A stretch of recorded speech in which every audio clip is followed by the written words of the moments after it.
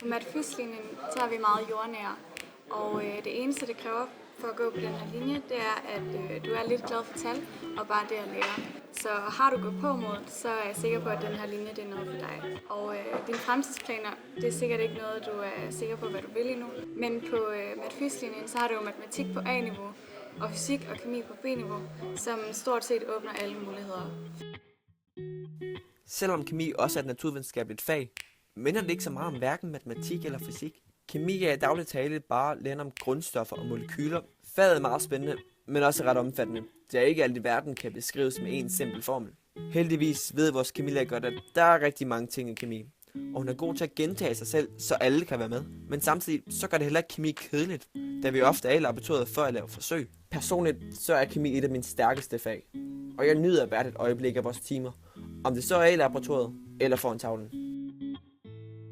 I fysik arbejder vi meget med den nære fysik. Altså alt det, du kender fra din hverdag. Så hvis du nogensinde har undret dig over, hvordan nogle af fysikkens største opdagelser fungerer, så er fysik virkelig noget, der vil fange dig. Newtons tyngdelov, Einsteins relativitetsteori, Big Bang-teorien og mange andre flere er altså noget, vi beskæftiger os med. Og selvfølgelig kan det være en udfordring til tider, men hvis du bare holder tungen lige i munden og har en lille interesse for fysikken, så vil du altså ikke fortryde dit valg af linje. Jeg har valgt den her linje på grund af matematikken, fordi jeg synes, at matematik er både udfordrende og spændende. Der er dog meget tavleundervisning, men undervisningen består også af mange andre ting.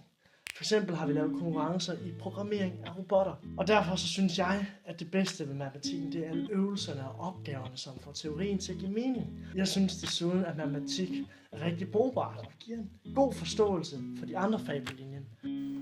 Vi er Matfys. Og vi er ikke kun for nørder.